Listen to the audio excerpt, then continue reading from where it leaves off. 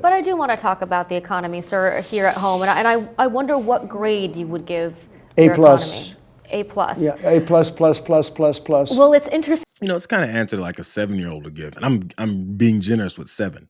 No, not an A. A plus plus plus plus plus plus plus. I don't know how many pluses I'm gonna add, but I'll say plus because that's convincing, right? As long as you just say then it's convincing. It's a weird thing. As I started that last story, he had a rally yesterday for some reason in the middle of his presidential term. He had a rally because they're sucking right now and they're realizing that nobody likes him. So they think this is going to be his like strong suit is going out and talking and being a racist. So he tried that. He went out and he spoke in Pennsylvania. One of his voters stepped up. I'm not sure if this was like a Q&A or before he stepped his ass out there, but she was talking about whether or not he should get an A+++++ rating on the economy. My name is Donna, and I can't believe I'm up here on this stage. I'm a single mom. I'm a single mom who has lived in Pennsylvania for the past 20 years, and I've been a waitress all my life. Started when I was 15 years old. I've always enjoyed it and used to waitressing, made good money. But lately, my money doesn't mean to stretch that far. Pretty much everything I make goes towards paying the bills. Donna is at this guy's rally talking about how, I don't know if she's still in support of him. I assume so. She's at the damn rally. But the money just doesn't stretch very far. All she does, she's a single mother. Are they calling her irresponsible? Where's your baby daddy at? No, they're not doing any of that stuff. But he's apparently one of his voters, showing up still at his weird ass rallies, talking about how she's having trouble making ends meet. Does she think he gives a damn? Does she think he cares? What is she telling people that story for? You're supposed to only pitch the propaganda. Who do you think put you in the position where you got to stretch your money further and your bills keep getting higher? I wonder. There's little moments of clarity, even on Fox News, because they had to respond also to his A+++++ rating as well. He's out at the right time, Brian, as we talked about yesterday, timing-wise. Yeah. I loved the clip when he sat down with the Politico reporter and she said, "Can you give yourself a grade on the economy?" And he said, "It's an A++++++. It was 5 pluses. I had to count. I never gave a grade that high when I was teaching. Well, I don't know That's a grade that high inflation. existed. but this is the time to do that, and he is the best messenger than anybody else, and so I think that's going to start to resonate with people. It was Lutnick, I think, in July that went on Twitter, and he said the Trump economy has officially arrived. He was talking about the surge in GDP at the time and the tariff policies.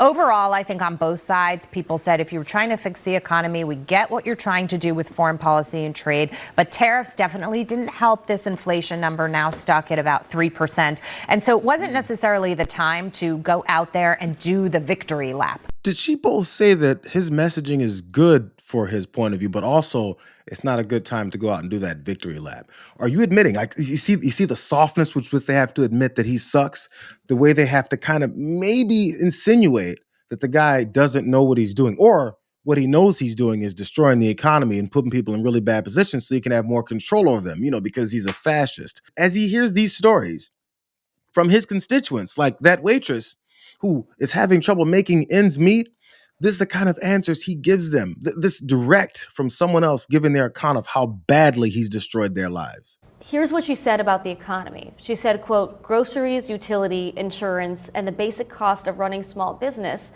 keep rising faster than wages." She also says that not enough is being done.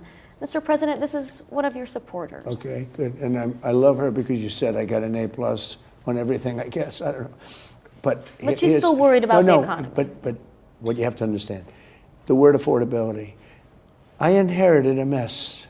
I inherited a total mess. Prices were at an all-time high when I came in. Prices are coming down substantially. Look at energy. You and I discussed before the interview energy.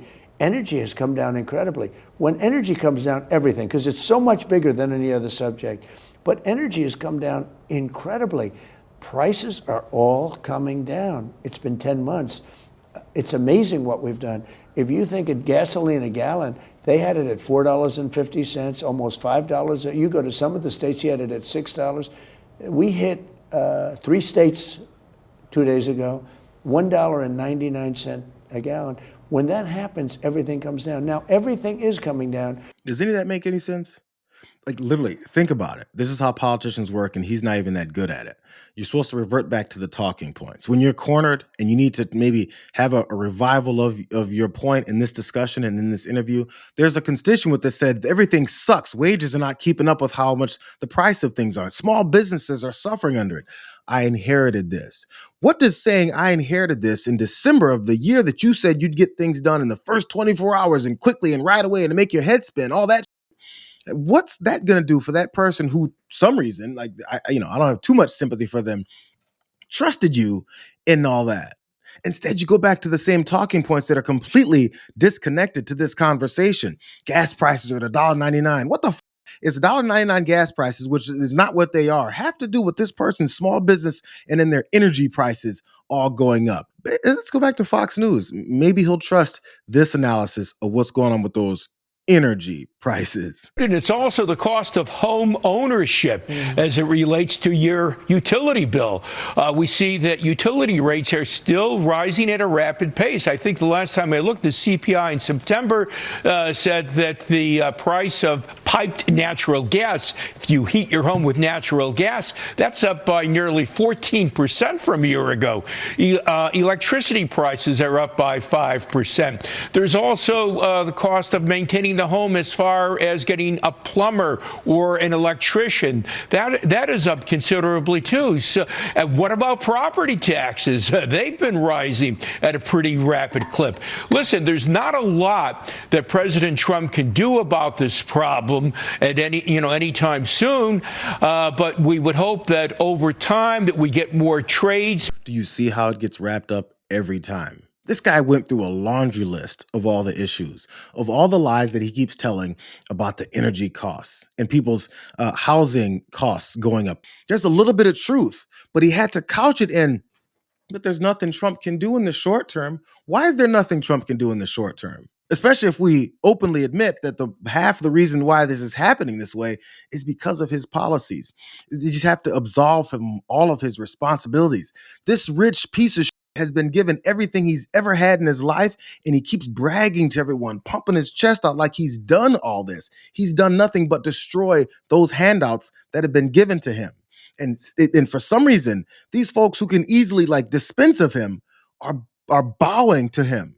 As I said before, it's because they're attracted to his racism. Here's more from Fox News. They actually asked the question. Laura Ingraham, who's really big on kissing his ass, she actually asked Kevin Hassett, as one of his econ advisors, this. Now, job openings and layoffs. I know you've seen the numbers. The BLS numbers. The layoffs reached 1.9 million. That's the highest since 2023.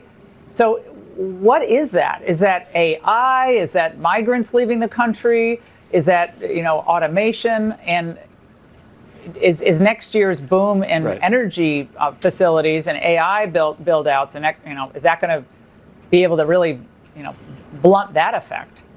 Right. Well, we still have to get the government data that we lost because of the shutdown. And one of the things we're seeing is that payroll surveys, where they call up firms and say, hey, do you have how many people do you have working with you?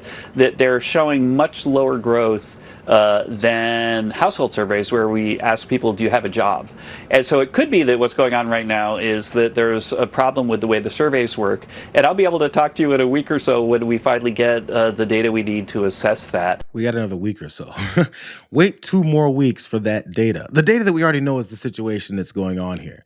That's his answer to Laura Ingraham tiptoeing around the fact that 1.9 million jobs lost. What's the problem? Is it AI? Should we wait till next year further, Kevin? Because, I'm a millionaire and I've got a bunch of money, so I can wait around. But in the meantime, all these people that you're preaching to, I guess they should just wait around 2 more weeks for the BLS numbers that they're now manipulating after they've completely handicapped that agency to make sure that it's manipulated towards their views. And since it still sucks that badly, they can't even manipulate it in that direction.